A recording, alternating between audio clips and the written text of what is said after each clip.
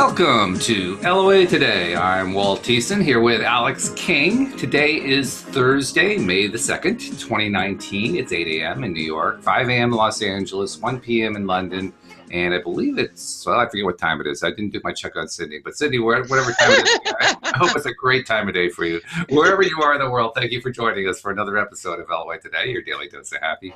And we're happy to be able to broadcast at all, to do a podcast at all, because we've been having all kinds of trouble with Zoom and live streaming to YouTube and live streaming to Facebook. It seems that live streaming is not our friend this week.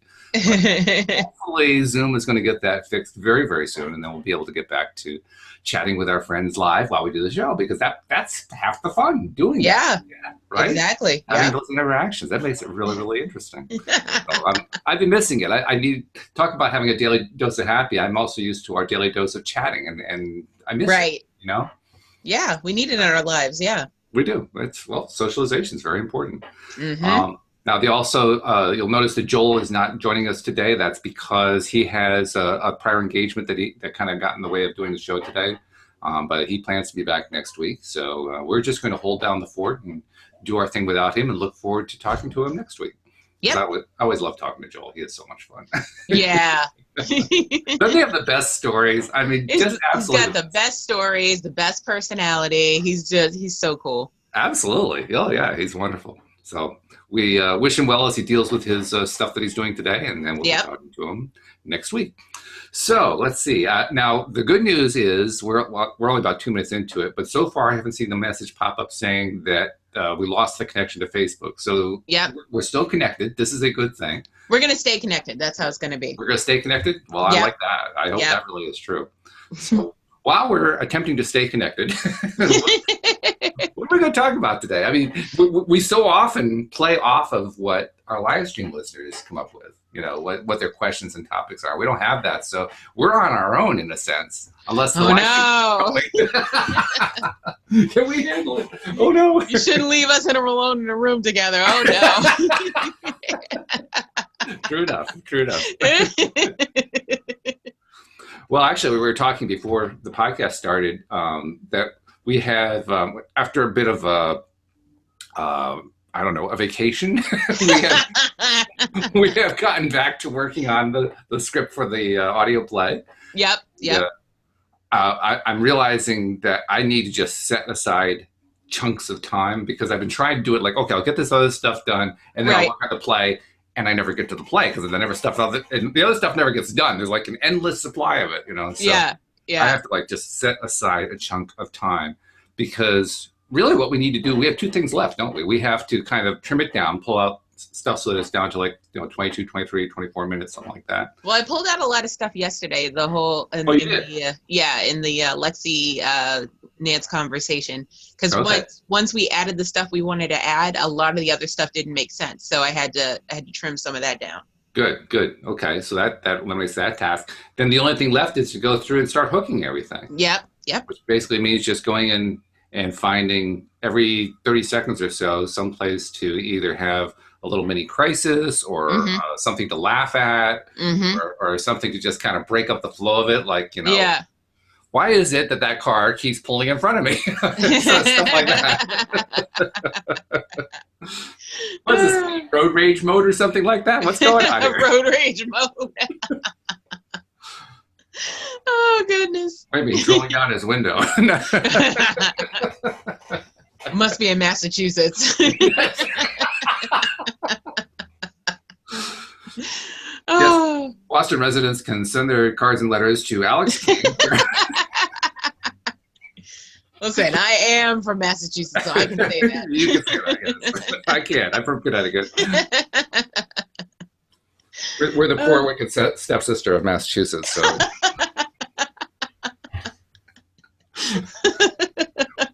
Oh, my God.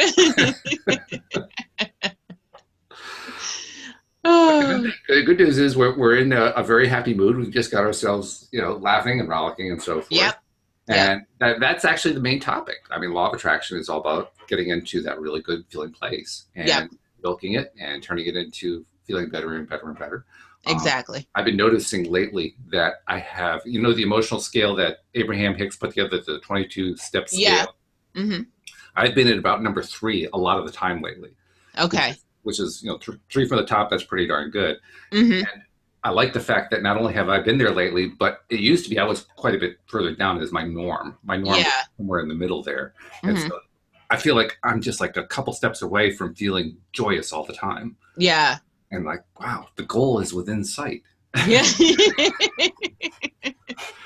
That's always a good feeling. It is a good feeling. And you know what? I'm actually trying to challenge in one sense. I mean, this isn't my main motivation, but one of my sort of minor motivations is to challenge the notion that you can't be happy all the time.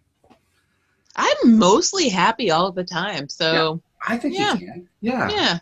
I mean, it's like every time I bring that up, even with other co-hosts, it's like people say, well, contrast happens and, bad things happen. Yeah, but it's how you choose to deal with it. Exactly. Like a lot of stuff happens and I'm like, yeah, but you know what? I'm deciding not to subscribe to this depression today. Like that's just, I'm canceling it. So. Mm-hmm. Exactly. Yeah, it's so critical. It's all about, and I think they would all agree with this too, by the way. I don't mean that. But it's all about how we react to the stuff that happens. Right. If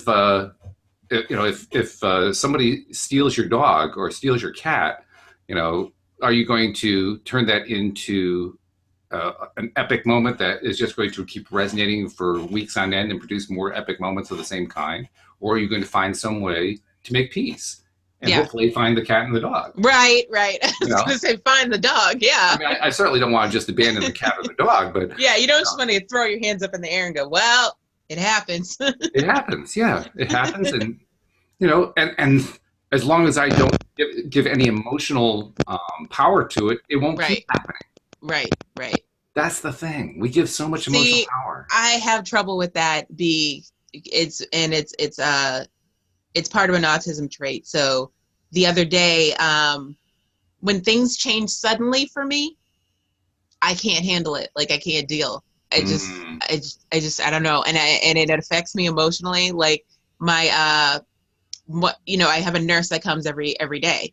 So my usual nurse, Mike, is the guy that comes every day. So I'm used to him and I've had him for years. And then, some strange lady showed up at my house the other day and I was like, where's Mike? Like, not to be rude, but who are you? Yeah, right. And she's like, oh, I'll be taking over for Mike for the rest of the week. And I was like, I'm sorry, what? So I instantly start crying because I can't handle stuff like that. Like you can't pull the rug from under me. I'm not one of those people. And I was like, so then I immediately, once she left and I stopped crying, I called Mike and I was like, hey, who's this stranger in my house today? And he was like, oh, I told you last week. No, sir, you didn't. Because I was like, if I was prepared, that'd be one thing. But it turns out it was a miscommunication. She was only there for one day. And so yeah. Because she didn't have the right information. Yeah. She was like, oh, I'm going to be here Monday through Friday. And I was like, no, I don't know you, stranger danger. I don't like it. So. Oh, that's funny. But yeah, I was shut down for the rest of the day. Like I couldn't. I was like, no, why? How would they do this to me? They know I can't deal with stuff like this. Like it's happened before where they changed nurses on me and I had to call headquarters and be like, listen, you can't do that to me. I can't handle it. And they would send the nurse back. Like, like, I'm so sorry. We forgot who it was. My bad. So let's pretend for a moment that you don't have the diagnosed conditions, the anxiety and all that. Mm-hmm. Okay. Let's pretend that we're just dealing with it as straight law of attraction, deliberate creator stuff. Yep. Was there anything that you think of that you could have done or that you could do going forward to help you find a better feeling place with that? I probably, hindsight being 2020, I could have probably been like, you know what? Nope, I don't subscribe to this nurse and Mike will be back. That's a good place. Yeah. Especially if you could feel that. Right. Because that's where the power is. In the moment, I was like, I was like ugly crying. It was so bad. Yeah. Well, I mean, emotions are powerful. They truly are powerful. And it comes down to whether or not we're going to be in control of them, of course. Who's in control? Are the emotions in control of me, or am I in control of the emotions? And Well, that's the thing. Normally I'm in control, but like when things like that happen, I can't do it. It's probably because I keep saying I can't do it. Well, I can tell you one good thing. And it's not directly related to what we were just talking about, but there is one good thing. Our Facebook live stream is still going. Nice.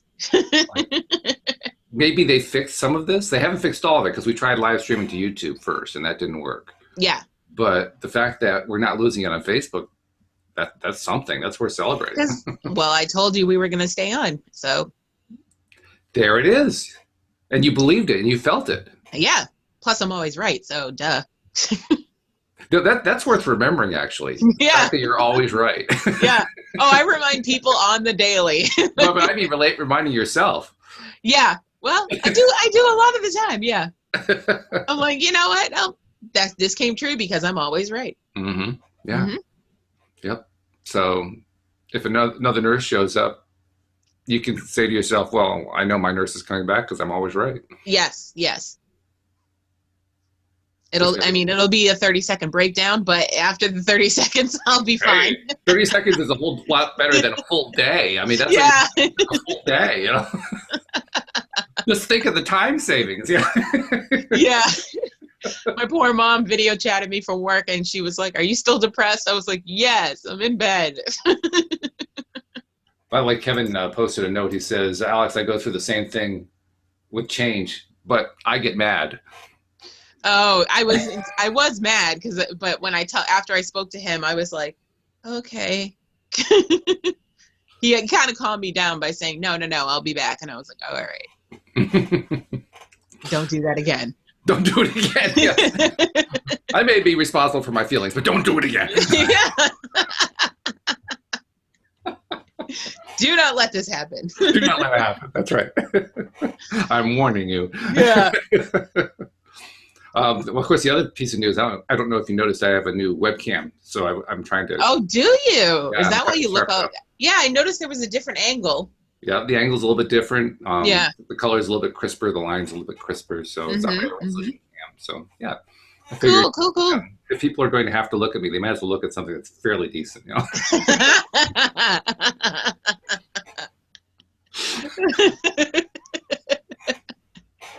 Well, if that's the case, you may want the camera to be a little less quality then, so it's a little cloudier. I tried that theory. That's the first one I had was the one that was built into the laptop, which is really... Oh, they suck. Really terrible. They suck so bad. That's why I don't use Zoom on my laptop, because I'm like, I can't even see what I'm seeing. Exactly. Yeah. So the theory sounds good in theory, but when you actually try and practice, it really... It's like in the middle of the screen. What's that blob doing anyway? Yeah, it's like I see it moving, but I don't know what it's cute. You're cute, but I don't know what you're saying. Oh, so let's see. What do we have going on here? Just says, if been giving myself a minute, I repeat I am in my head. It seems to center me, and the outcome has been better. Yeah, that makes sense. That ties into what Cindy Chavez and I were talking about yesterday. Cindy and I do the Neville studies. Right. Neville Day, yep. Neville Day, every single Wednesday. And I am is a big, big part of what Neville teaches. That I am is a very powerful way to start anything when you're trying to... Now explain the I am. In a nutshell, if you start a thought process of any kind with the idea of I am, you are basically setting yourself up to be what we Abraham type followers would call the best manifester you can be. Okay. Neville doesn't call it manifesting. He doesn't use that word very much. Right. But that's what it amounts to. And that I am statement is an extremely powerful way of reinforcing that you are God, that you are the God of your life. Okay. And that when you start with the I am place, you are acknowledging your consciousness. You're acknowledging your soul. You're acknowledging that everything that you decide to focus on is what ends up happening in your life. So it's a very empowering position. And there's something psychologically powerful about just stating I am and just saying I am and feeling that I am. Yeah. In fact, if you start with I am and then you Mhm. follow it up with I am Walt or I am walking or whatever, but starting Mhm. with just I am and then following up with something like that, that alone starts to give you a sense of control, Okay. a sense of power, a sense of belief in yourself, confidence, all that stuff starts to build up. So I am is an extremely powerful way to just start a thought process. Mhm. And of course, Neville is very much one who emphasizes the feeling associated with it. As Cindy points out, the phrase that she and I like to focus on, that is a Neville phrase, is assume the feeling of the wish fulfilled. Mhm. In other words, when you want to attract something into your life, live it. Live it with feeling, with gusto, as if you Yeah. are Yeah. in the scene, as if it's part of your actual life. Because as it is part of your mental life, it does become part of your actual life. I find that really hard to do. I've been trying that the last week, and I tried to say things in past tense Mm-hmm. as if they've already happened, but it's confusing grammatically. Now, I wouldn't do it as past tense. Okay. It's present tense because it's about Okay. the now. But you're Okay. right. When you focus on trying to live in the past, it gets confusing because you know on subconscious level or even on a conscious level that you're living in the present. And so Right. your mind rebels against that. Yes, exactly.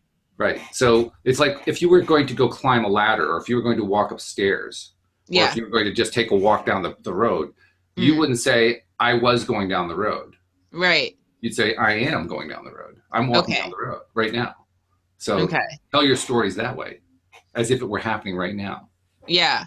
Because Abraham I is a, was I was thinking like, well, after I have already walked down the road, and that didn't sit well with me. So I was like, it's I putting it in don't the like it. past. It's not living with it right now. It's not Okay, experiencing it right so now. Yeah. to stay in the The present. idea is you want to experience it in your mind right now. And if you Yeah, experience it right now, that's the power. That's where the power of pulling it in got it. happens. Okay. Yeah. So if you are walking down the road and you're thinking to yourself, I am walking down the road. Right. Now you're doing a physical thing. Mm-hmm. Okay. Now turn it into a mental exercise, like an imagining thing. You're sitting in Mm-hmm. your chair, but you in your mind, you feel yourself. You can feel your imaginary legs walking down the road. Yeah. Now you are starting to build that scene. Okay. It's kind of like what Abraham calls the wouldn't it be nice if process. Mm-hmm. Wouldn't it be nice if is a way of putting yourself into the present and saying, wow, I would love to have this happen right now. I would love to have that happen right now. Yeah. Well, and Neville takes it a step further and says, put yourself in that scene. I Mm-hmm. am experiencing this right now. I am doing this right now. I am feeling this. Ah, okay. Yeah. Yeah. Because when we do that, I mean, like Abraham points out, when we focus on something and we continue to focus on it, even if Mm-hmm. at the very beginning we don't have a whole lot of feeling associated with it, the Mm-hmm. feeling is there. It's just very, very much turned down. Right. When we first think something, the amount of feeling associated with it in most cases is pretty darn small. It's not Mm-hmm. zero. It's never Yeah. zero, but it's very, very small. And Right. then as we stay with that thought process, it gets bigger and bigger. And by it, I mean the emotional feeling associated with it gets bigger and bigger Mm-hmm. and bigger. Yeah. So when you start with the I am, which is a very empowering position, and Mm-hmm. then I am X, whatever X is that you're trying to imagine, and you're putting yourself into that scene and playing out that scene in your mind, the Mm-hmm. more that you do that, the more that the feeling associated with it builds up. And as Mm-hmm. it builds up, it becomes more and more real. And as Neville says, it hardens into reality the more that you stick with it. Yeah.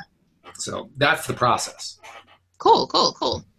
And I, excuse me, I had a conversation with someone on Facebook who was a Neville follower. I joined a Neville group. Oh, nice. And Neville people have a very different way of looking at law of attraction from Abrahamers or from other people in LOA circles. Well, that makes sense. Well, first of all, they don't think about it as law of attraction. The terminology is different. Ah. They also have, I can't characterize it yet. Mm-hmm. The mindset is a very different mindset. That's the best I can say at this point. Okay. But when you're talking with them, you know how on Facebook, if you express something in a way that clearly kind of undermines what you're trying to do, especially if you're posting asking for help, everybody will jump in and say, well, no, what you really need to do is this, what you really need to do. Yeah. Same kind of thing happens there, not surprisingly. Of course. And when you do it there, I think this is actually true in both cases. There is what I would call a motto, MOTO, which stands for Method of the Organization, but it's sort of an acronym that means a way of speaking. It's kind of like a private language. Okay. Culture. You know, kids have that growing up, right? Mm-hmm. You know, kids in school have their own private language so that the adults don't know what they're talking about. Yeah. You know, that kind of thing.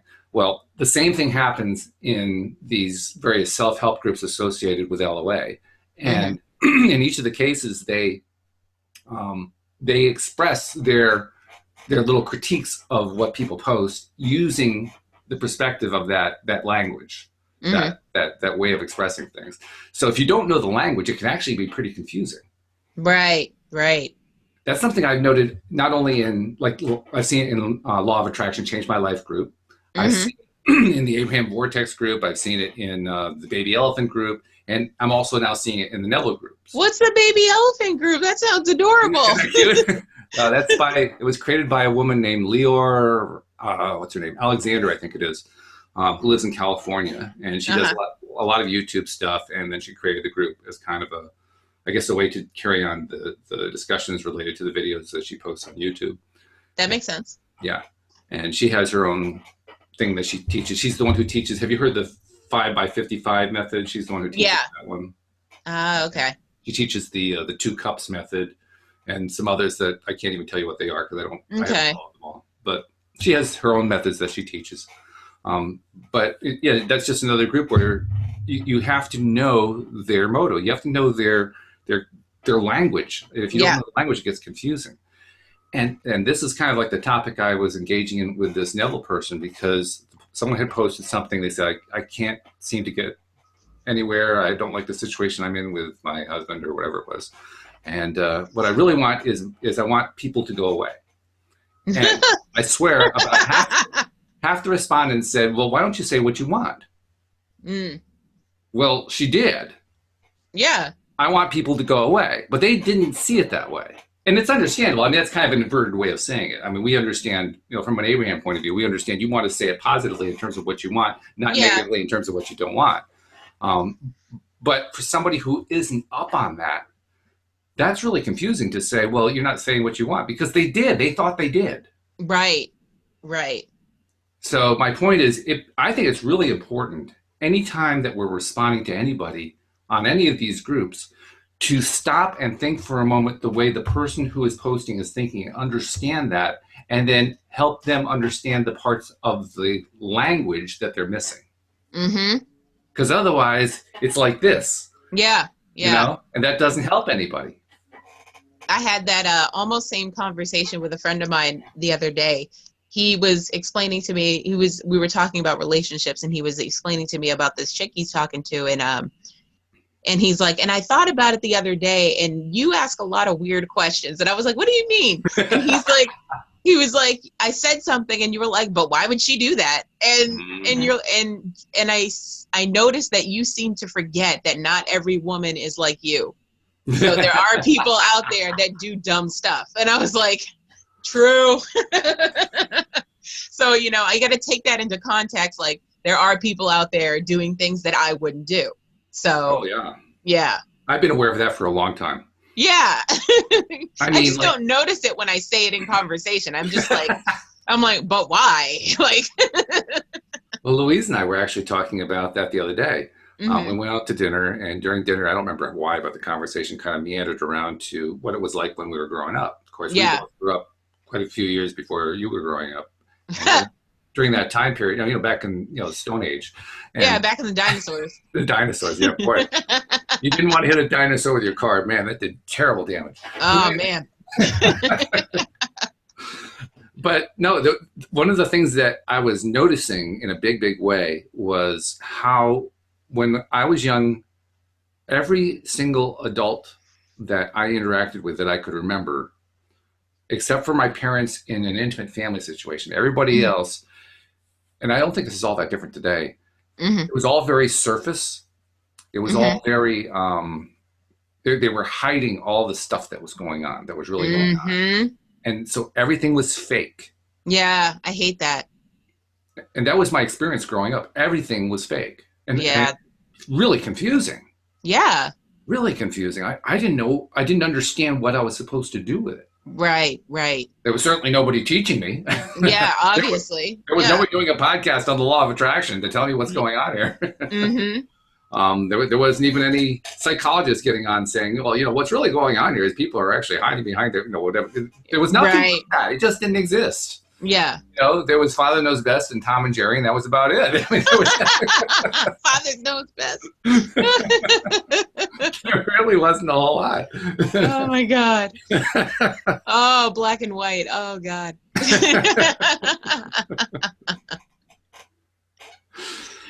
I mean, there was Star Trek. That was a little bit different, but.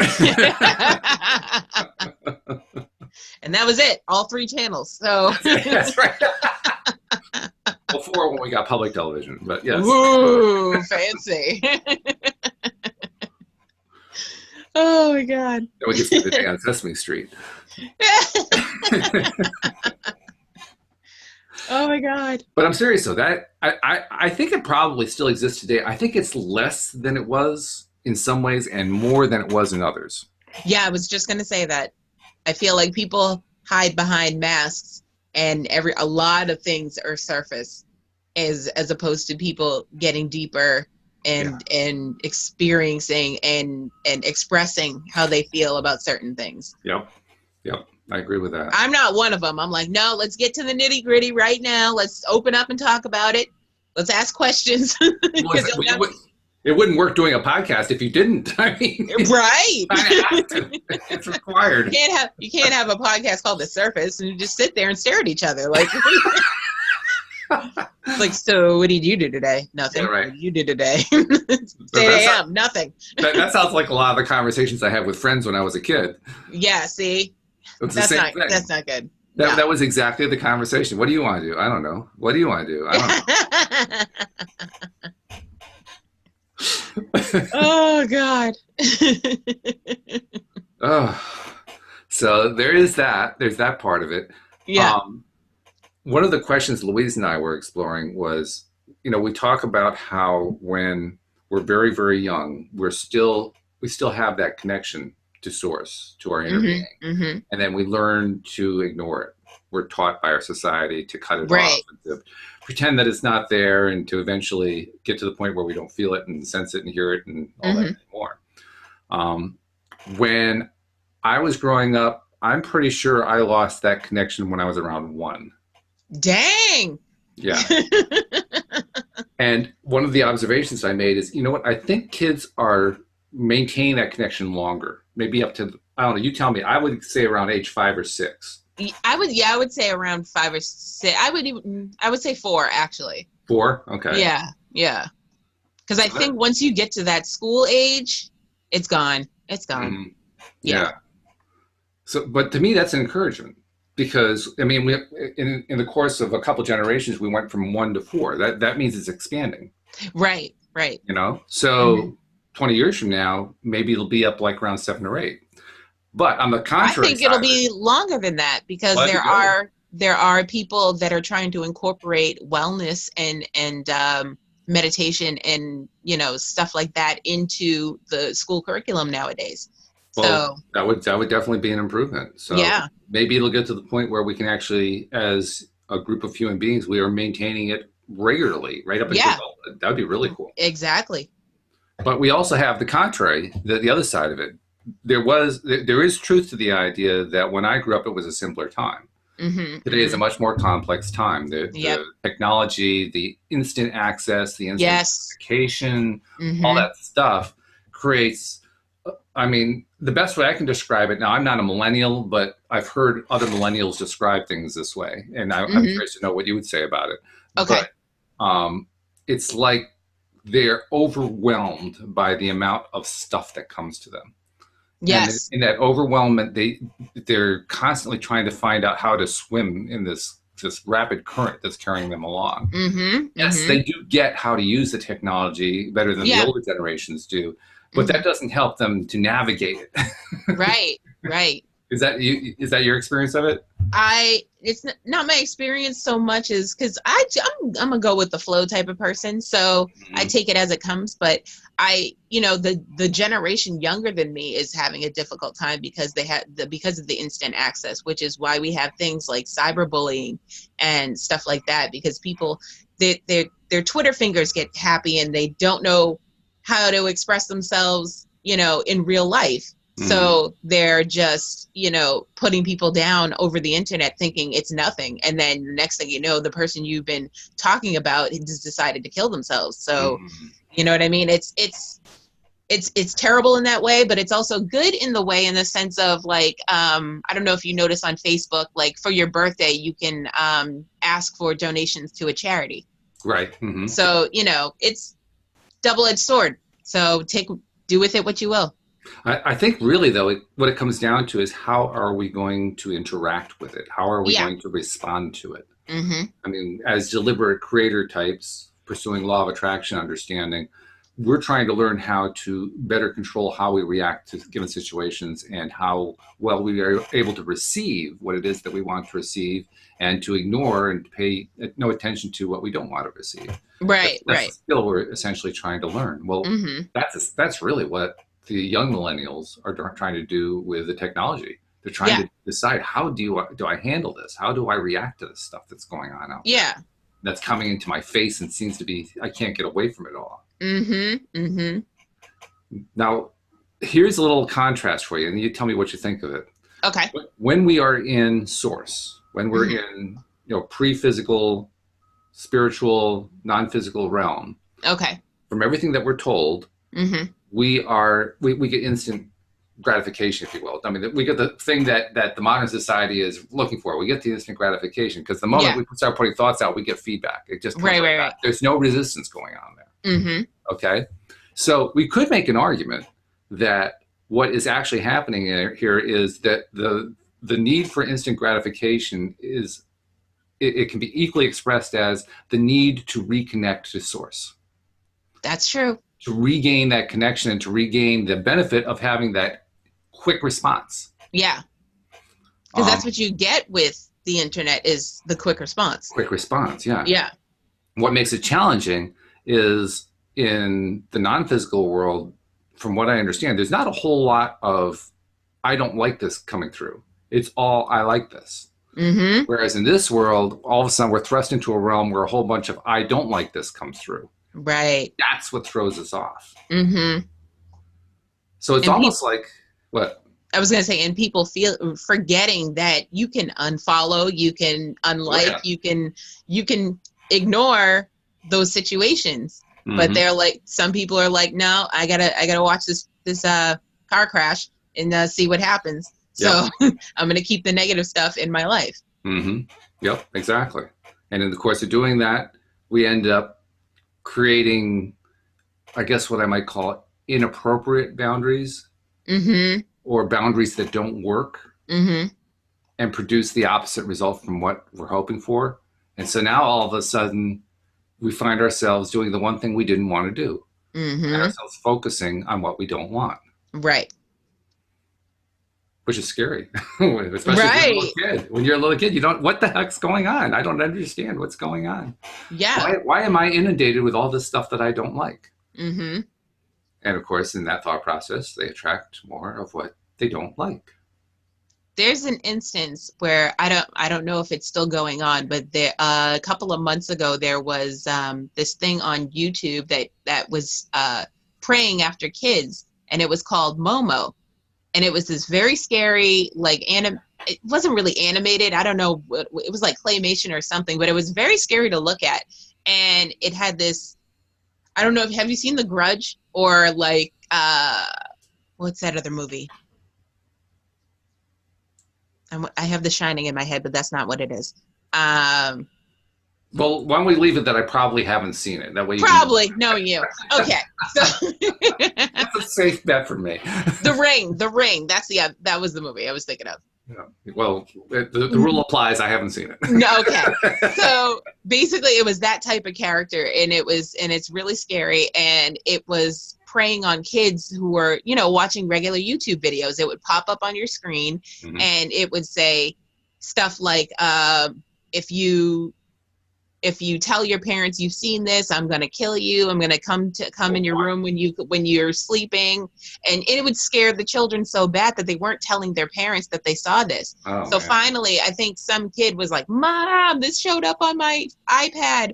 And a parent reported it, and it turned into this huge news thing. Like, you know, don't click on Momo and beware of Momo and all this stuff. But that's creepy that someone would go around and do that and scare little children and be like, you know, don't tell anybody. But that's what happens. It's like, you don't want to talk about it. Now you're getting more of what you don't want. Now this thing keeps popping up. It's insane. It is insane. But you know what? As you're describing it, I was realizing that what you're describing is the exact same thing that the scammer does. That's precisely what scammers do. And they get a high off of that. Yeah, they do. Yeah, that high it's an energy stealing high. I don't know how to make my own energy build up, so I'm going to steal your energy. That's what the motivation is behind it. And I wondered about that for the longest time. Why is it that there are so many programmers, I ask myself, who are really good at programming, who will use their skills for evil, who will use it to try to steal people's money and to make them believe that their computer's been hacked, and then hold them up for blackmail and all this stuff. Why would you even do that if you had these skills? And I realize it's because they don't know how to build their own energy. Right. That's exactly why they do it. Yeah, they think it's easy money. But the point is that they think it's easy money because they don't think that they can attract the money. Yes, that's true. That is true. They think the only way they can attract the money is by being deceptive. Yep. And deception is all about stealing energy. Yeah, that's true. Yeah. So it's a fascinating thing that we have developed. It's almost like it's an echo of the instant gratification culture. Yeah. I mean, it's not like scamming is new. It's been around for generations. Yeah, but they've upgraded their situation. They have, exactly. Yeah. It's like it's kept up with the times. Yes, it has. And in the process of being kept up with the times, it has morphed into this massive, massive craziness that goes on. I guess what we're really saying is it's fascinating to watch the law of attraction in action, even when, or perhaps especially when, it's focused on what we don't want. Yeah. I mean, that's the essence of politics. That's the essence of all drama. Most entertainment, most music, most social media conversation, most social interaction. I mean, it's all based on here's what I don't want. Yeah. How easily we forget. Oh, God, yes.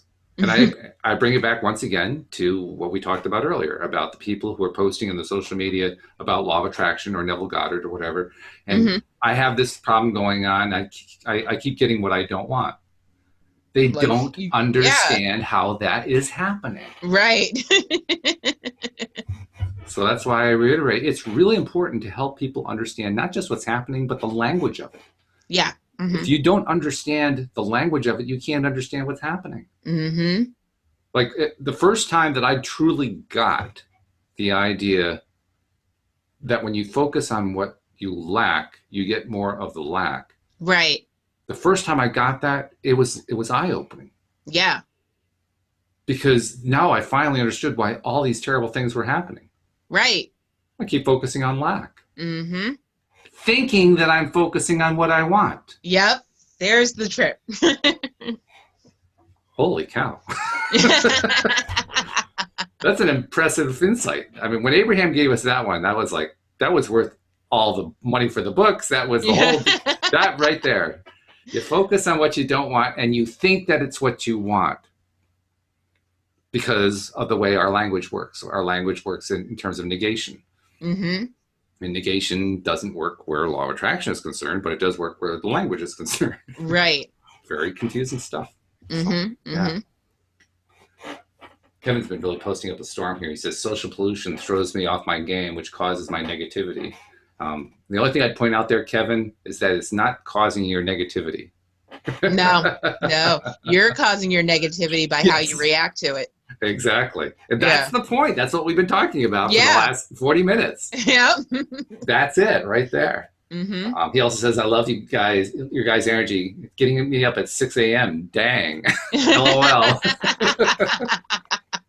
I'm glad we could contribute to your day. That's fabulous. Well, wakey, wakey, rise and shaky, Kevin. He says, I'm having a great day and it just started. Now that's the way to start a day. There With you that go. kind of attitude. With That's your really daily good. dose of happy. Daily dose of happy. That's it. So, cool. So thanks for sharing that, Kevin. That's really good stuff. But there it is. He wrapped it up in one little Yep. 3-post thing there about Yeah. how it shows just how easily we buy into the idea that this negative stuff that's out there Mm-hmm. is stuff that's outside of our control. Right. And then when we do try to control it, we express what we're trying to control in the negative. Mm-hmm. You know, I don't want this to happen. And then we don't understand why it continues to happen. Yeah. And then we put a lot of energy into it, which makes sure that it's going to happen. Yeah, exactly. So that's the part I want to go to next. Why do we put so much effort and energy into what we don't want?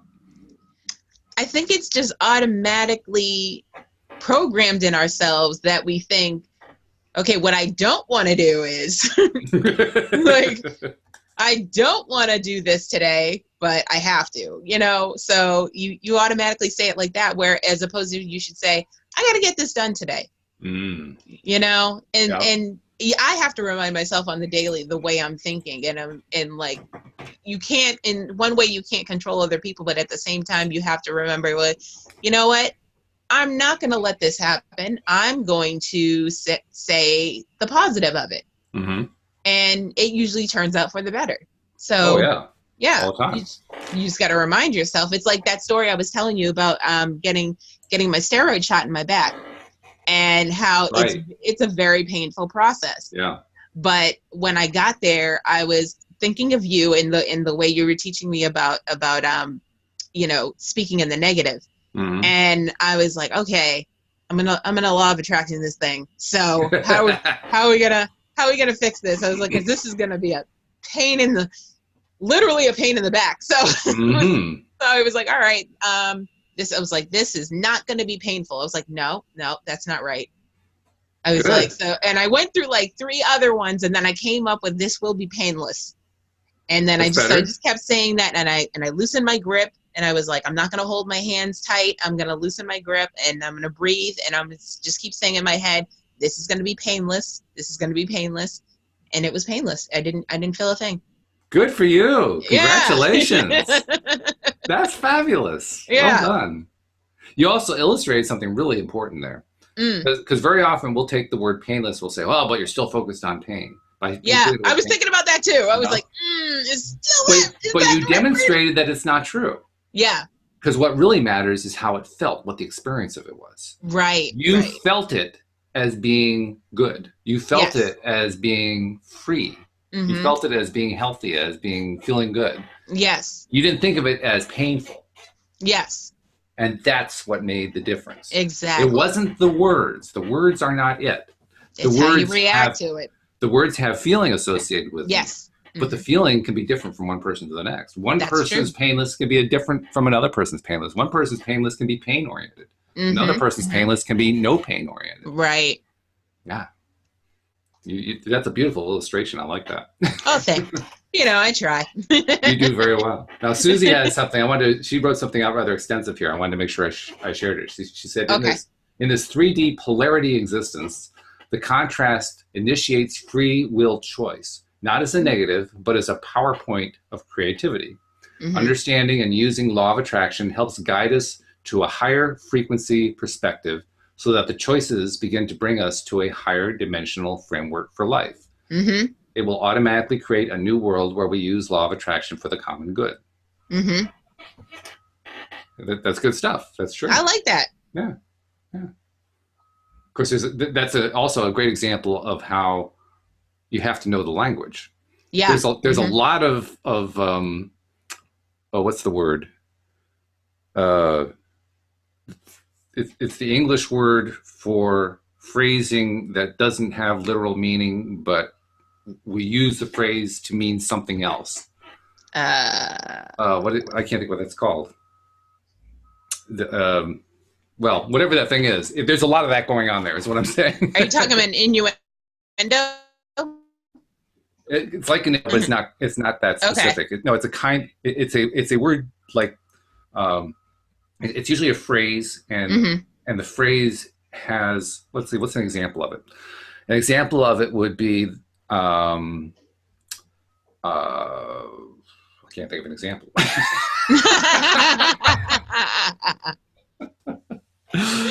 Oh, I can even like half see the word in front of me. Oh my goodness. Um, it's an example of what would be an example? Well, give me like a common phrase that gets used by millennials a lot. uh, by millennials. I don't know about millennials, but you know what I use a lot? Catch 22. Catch 22. Okay. Mm-hmm. Mm-hmm. Now the words catch 22 don't actually mean anything. Right. Okay. But if you understand the reference point, Yep. Mm-hmm. there's a reference going on there. So you have to understand the symbolic or the metaphorical meaning of the phrase. Mm-hmm. Mm-hmm. And it literally has nothing to do with the words themselves. Yeah. That's whatever that word is that I'm trying to think of, that's what it means. It means Okay. that we have language forms that don't actually mean what the words say. And that's hard for people who are coming into our country and trying to learn our language Oh, no because kidding. we've got a whole second language that you got to learn. Like Exactly. So, like with what Susie wrote, things like polarity existence, Mm-hmm. um, understanding a higher frequency perspective. If you don't Yeah. know what that is, Mm-hmm. you're lost. Well, that in the way she wrote it makes me feel like let's say I didn't know anything about anything. So I'm thinking, okay, so I got to look for contrast in order to get to a higher place. That's what it says to me. So And I'm not ragging at what Susie wrote because what she wrote was neither am I. great. It was Yeah. wonderful. It just illustrates really well how important it is for us to find ways to express this stuff that anybody can understand without knowing the language. Right. That's the key right there. That's how we spread it. I mean, she was now. It will happen. It does happen automatically Yeah. because the more that we focus on what we want, Right. the more we tend to get what we want. So the more thoughts we get, the more ways of expressing things about what we want tend to come into our experience. Mm-hmm. So it does take care of itself. Right. But it's also helpful, I think, to be mindful, and that's what I'm trying to point out. It's important to be mindful about the phrasing that we use. Yes. Because when we're mindful about the phrasing, it's easier for other people to understand what we're talking about, particularly people who don't know law of attraction. Mm-hmm. Mm-hmm. Yeah. So, yeah, that was a long-winded way of getting to that point. We always go around the mulberry bush. We do. And I'm sure as soon as this podcast is over, I'm going to say to myself, that's what the word is. That's when it comes to you. Oh, crazy. It's haunting me right now. It's just like wandering around in my head. It's like, I'm teasing you for a bit. Yep. Oh, well. But no, thanks for sharing that, Susie. That was really, really good. I agree with you. Yes, it was. Yes. And, she also says there is and are lots of ahas that come through this type of language. It's important to expand our consciousness. Yeah, well, that's it. Mm-hmm. Yeah. Mm-hmm. So we do have to learn the language. We do have to learn it. Right. But it also helps to explain to people how the language works. Yes. I mean, that's what happens with kids growing up, right? Kids teach each other the language. Yeah. They don't even do it consciously. Right. I mean, it's just part of how you interact with a friend. Yeah, that's just how it is. Yeah. This means this, that means that. Oh, okay. I got it. Yeah. I feel bad for the parents today that are trying to learn teenage lingo. No, jeez. It has no rhyme or reason. At least back in my day, like we said something, it made sense. Well, I don't know, maybe because it made sense to me because I wasn't a teenager back then. So I'm sure the teenagers today would say the same thing. But I had this conversation with someone who was younger than me. This guy my mom was dating, his son would always say something, and he was like, "Oh, that's OD," and I was like, "What does OD stand for?" And he couldn't tell me. I figured out what it was, but I was like, but the fact that you are saying it over and over and over and using it in different sentences and situations, and you don't even know what it means. Right. Like, I don't know. Get it together. Well, when we're working on the script for the audio play, the grass is greener. You went through and took my stuff, which needed to be done, needed to be reworked into a younger language. Yeah. And some of the times you would write stuff and I'd say, what on earth does that mean? I don't understand. It's funny because as I'm typing, I go, yeah, Walt's going to call me about this.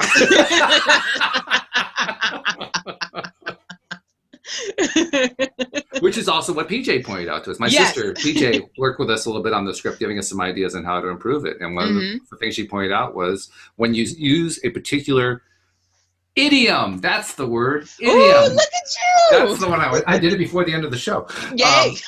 When you come up with an idiom that people don't understand, you have to tie it into the context in some way so that people who have never heard that particular idiom before can relate to it. Still going to get it. Yeah. And that's absolutely it. That's how people are taught the language contextually. They're taught it just by having parallels drawn during the conversation.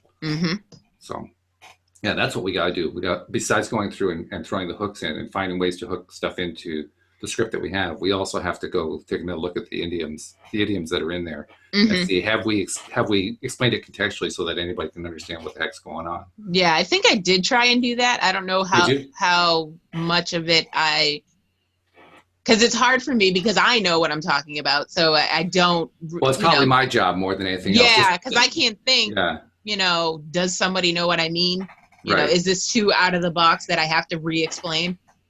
The thing that I have to remind myself of is PJ was pointing out that you have to really do it blatantly.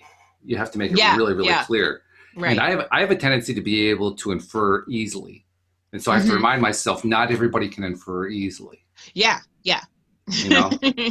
So I'm going to have to even look at what I'm looking at with a critical eye. Like, okay, no, be really harsh here. What is it that this is actually saying? Is this clear? But without losing the thread of, oh my God, this drama is going on. Right. Because you don't want a person to stop and go, oh, that happened, but wait, what did she say? Yes, right. You're going to lose the context of what's going on here. Exactly. You're losing the momentum of the drama. Yeah. Yeah, that was a big part of what PJ was telling us, keeping that momentum going, which we knew, I think. I think you knew that too. Yeah. But it really is important when you're trying to write something like that. And I carry that over to just our everyday lives. We are really good in our everyday lives at carrying drama along. Oh, yeah. So why is it so difficult to write it? It's not for me. But that's because I have such an extensive television background. So yes, that's true. Spoiler alert. Right. Yeah. Okay. It's like drama is a part of my day. So, it's easy for me. But you spend your days trying to avoid it. So I don't try to avoid it. I try to change my mind about it. Yeah. Well, I did try to avoid it. That was certainly an early motivation for me. But now I just try not to even pay attention to it. Like I don't have to try it. I'm literally not interested. Yeah. We'll sit down at dinner. We usually sit in front of the television, to watch something, and she'll turn something on. I guarantee, especially if it's something we've seen before, within 5 minutes, I'm looking over at her board. Because I just have no interest in all that drama that's going on. Yeah. It's just not interesting to me. So I don't know. Does that make me a bad person? I don't know. No, it doesn't. Makes you a lame person, but not a lame person. No, okay. Okay, well now I'm really showing my age. All right. No, because Louise is the same age as you, and she's cool. So age is not an excuse. Well, I'm sure she'll be glad to know that she's cool.